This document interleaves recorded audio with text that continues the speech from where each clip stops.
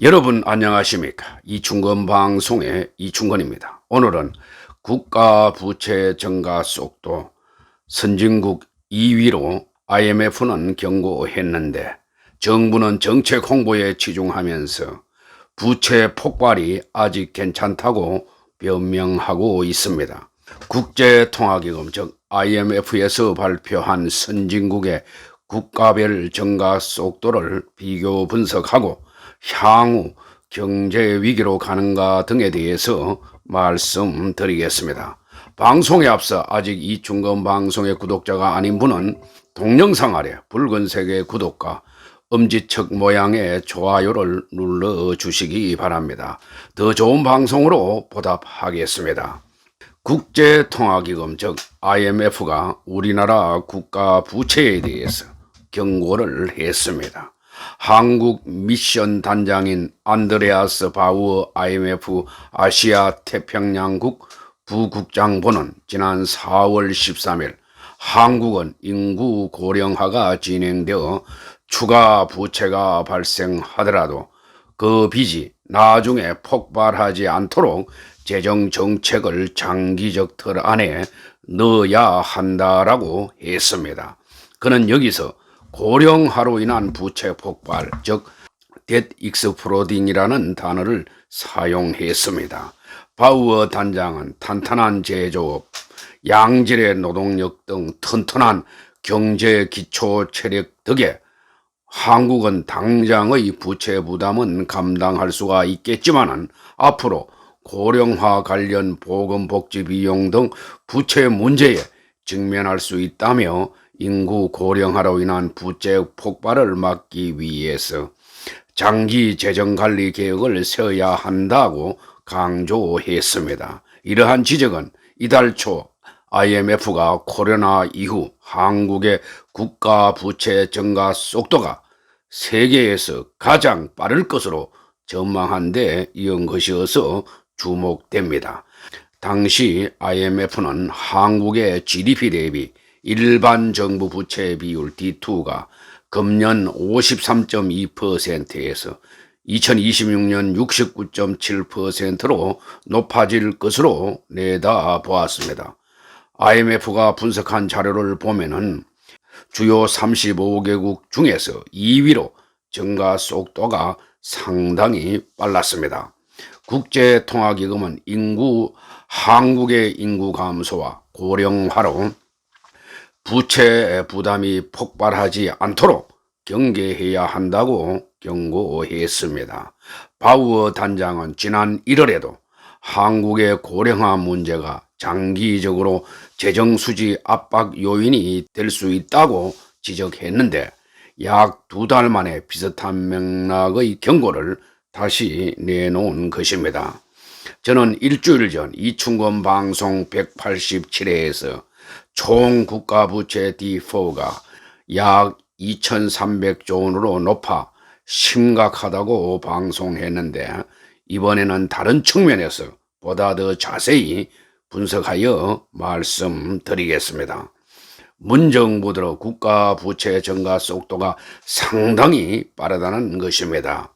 IMF 즉 국제통화기금은 며칠 전인 4월 7일 발표한 재정 모니터 보고서를 보면은 제가 정리한 표에서 보는 바와 같이 2020년에서 2026년까지 우리나라는 선진국 35개 국가 중에서 일반 정부 부채 D2의 증가 속도가 2위로 빨랐습니다. 1위의 증가 속도를 보인 국가는 에스토니아였습니다. 동기간 에스토니아는 22.3%포인트 증가할 전망이고 우리나라는 2020년 48.7%에서 2026년 69.7%로 21.0%포인트나 증가할 것으로 전망했습니다. 3위는 체코 공화국으로 동기간 17.4%포인트, 4위는 호주로 11.9%포인트, 5위는 영국으로 9.3%포인트 증가할 것으로 전망했습니다. 그 밖에 6위 뉴질랜드, 7위 이스라엘, 8위 미국, 9위 벨기에, 10위 싱가포르 순이었습니다. 1위 에스토니아와 3위 체코는 우리보다 1인당 GDP가 크게 낮아 실질적인 선진국으로 볼 수가 없습니다. 그렇게 본다면 우리나라 국가 부채 증가 속도가 선진국 중에서는 최고라 할 수가 있습니다.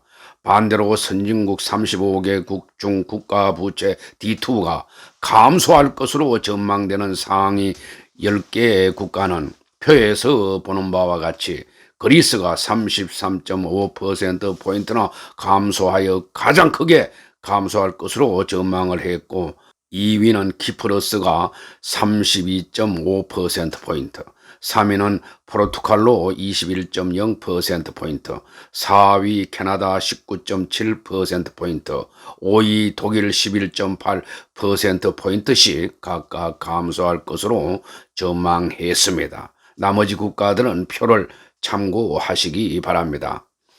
IMF가 한 달 새 2차례나 우리나라 국가 부채 증가에 우려를 밝혔다는 것은 결코 가볍게 넘길 일이 아닙니다.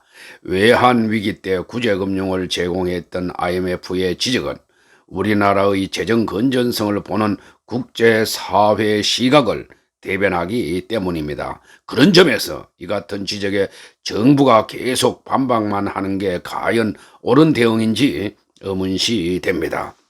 기획재정부는 며칠 전 우리나라는 장래 발생 가능 부채까지 부채로 인식하는 등 범위가 다른 나라보다 넓다며 굉장히 엄격하게 부채를 관리하는 것이라고 밝혔습니다. 기재부는 최근 나라 빚이 사상 처음 GDP를 추월했다는 보도에 대해서도 반박을 했습니다. 나라 빚은 중앙 및 지방정부 채무를 뜻하는 국가 채무 D환만을 의미하며 공공기관과 공기업 부채나 연금충당 부채 등을 포함하는 국가 부채와는 다르다는 것입니다. 기재부는 IMF가 전 세계 국가 부채를 비교할 때는 국가 채무 D1이 아니고 일반 정부 부채, 즉 국가 부채를 보는 D2를 가지고 비교하는데 그것도 모르는지 묻고 싶습니다. IMF도 국가 부채를 D1, D2, D3, D4로 구분하여 분석하고 있습니다. 그러면서 기재부는 폴리페스나 일부 사이비 학자들의 주장을 받아들여서 홍보하고 있습니다. 이번 IMF의 부채 폭발성 경고에 대해서 국가 부채 증가 속도가 괜찮아 재정을 확대해야 한다고 주장한 소수 폴리페스 학자들의 반응이 궁금합니다. 또한 지난 3월 8일 한국조세재정연구원이 발표한 해외 재정 동향 및 이슈 분석, 기축통화국과 비기축통화국 간 재정 여력 차이 보고서에 따른다면 2019년 기준 OECD 37개국의 GDP 대비 일반 정부 부채 비율은 평균 65.8%였다. 이 가운데 미국과 일본, 영국, 캐나다 등 기축통화를 사용하는 23개국의 평균은 80.4%, 나머지 14개 비기축통화국 평균은 41.8%였다고 발표했습니다. 그래서 미국, 일본 등 기축통화국의 높은 채무 비율이 계산에 포함된 OECD 평균치를 비교해서 건전성 수준을 판단해서는 안 된다는 것입니다. 보고서는 비기축통화국이 기축통화국의 GDP 대비 정부 부채 비율을 참고해서 부채 수준을 지속적으로 올리는 경우 문제가 발생할 가능성이 있다고 밝혔습니다. 저는 이 분석이 맞다고 봅니다. 또 한국경제연구원은 작년 7월 1989년에서 2018년의 OECD 국가의 자료를 바탕으로 경제 성장률과 국가 채무 비율이 역유자 관계에 있음을 확인하고 성장률을 극대화하는 GDP 대비 국가 채무 비율의 적정 수준을 추정했습니다.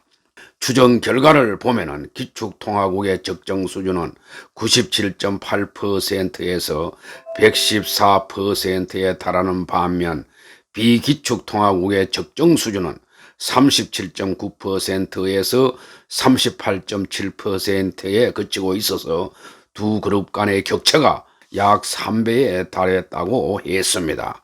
대외 의존도가 높은 소국 개방경제 14개 국가를 대상으로 분석한 결과에서는 적정 국가 채무 비율이 41.4%에서 45%로 추정했습니다. 조세연의 연구와 비슷합니다. 그런데도 기재부와 일부 폴리페스 교수는 OECD 평균치를 가지고 우리는 아직 괜찮다고 강변하고 있습니다. 제가 보기에는 이들은 정부를 옹호한다고 한심한 행태를 보이고 있는 것입니다. IMF는 국가 부채 분류를 D1에서 D2, D3, D4 등 4가지로 분류하는데 국제기구에 따라 약간 차이가 있습니다. 기재부는 국가 채무 D1 기준으로는 재정 건전성이 나쁘지 않다는 점을 강조하려는 것 같습니다. 하지만 중요한 것은 복잡한 국가 부채 계산 방법이 아닙니다. 모든 빚은 최악의 시나리오를 가정해서 엄격하게 관리할 필요가 있습니다. 그것은 가정 경제도 마찬가지입니다. 우리나라는 구제금융을 받은 전력이 있는 데다가 기축통화국도 아니기에 더욱 그러합니다. 정부가 아무리 괜찮다고 강변을 해도 국제사회가 불안하게 보면은 국제 신용도는 떨어질 수밖에 없습니다. IMF는 주요국들이 코로나로 늘린 빚을 올해 이후 줄일 것으로 예상하는 반면 우리나라는 각종 현금성 의무 지출 증가로 빚을 내야 할 것으로 보고 있습니다. 국가 채무 비율이 5년 새 20%포인트 이상 급등한 국가의 신용 등급이 유지된 전례가 없다는 점도 염두에 두어야 할 것입니다. 더 큰 문제는 국가 부채 증가 속도입니다. 2020년부터 2026년까지 IMF 선진국 35개국의 평균 GDP 대비 일반 정부 부채 비율 D2 증가폭은 1%포인트에 불과합니다. 그러나 동기간 우리나라 일반 정부 부채 D2의 상승폭은 21%포인트입니다. 선진국 평균에 비해서 20배 이상 빠르게 국가 부채가 증가한다는 의미입니다. 국제통화기금 즉 IMF는 이와 더불어 가계 부채의 위험도 이례적으로 경고하고 나섰습니다. IMF는 작년 5월까지만 해도 우리나라 국가 부채가 관리 가능한 수준이라고 평가해 왔습니다. 이유는 가계의 재정 상태가 안정적이고 금융자산 역시 증가하고 있기 때문이고 고금리 대출을 저금리로 전환하는 안심전환 대출의 시행과 신규 여신 심사 강화 등 정책 당국의 가계부채 관리 노력이 효과를 보고 있다고 평가했었습니다. 그러나 IMF가 이렇게 입장을 바꾼 이유는 우리나라의 가계부채 문제가 구조적인 리스크로 확대되고 있다고 판단했기 때문으로 풀이됩니다. 우리나라는 수출 주도 위주의 성장을 하는 개방경제이므로 재정 건전성이 위험해지면 국가 신인도가 크게 영향을 받습니다. 현재 우리나라 무디스사의 신용 등급은 AA2로 높은 순위에 있지만은 국가 부채가 급증하면 신용 등급이 하향될 수 있고 환율 변동이 심해질 수가 있습니다. IMF의 경고대로 2026년에 일반 정부 부채 D2가 약 70%로 상승하게 되면 우리나라에 큰 위기가 올 수도 있습니다. 외국인들의 자금 유출을 막기 위해서 기준금리를 올리면 가계부채와 기업부채도 상당히 높은 수준에서 경제위기로 갈 수도 있는 것입니다. 우리나라는 기축통화국이 아니라서 국가 부채가 급증하면 국가 신용도 하락과 환율 상승으로 이어져 또다시 경제 위기를 맞을 수가 있습니다. 재정 건전성을 악화시키는 최근의 망국적 포퓰리즘이야말로 미래 세대의 국가 부채 시한폭탄을 넘기는 것이나 다름없습니다. 기획재정부는 며칠 전 국가 채무와 국가 부채가 다르다고 홍보 자료를 배포했습니다.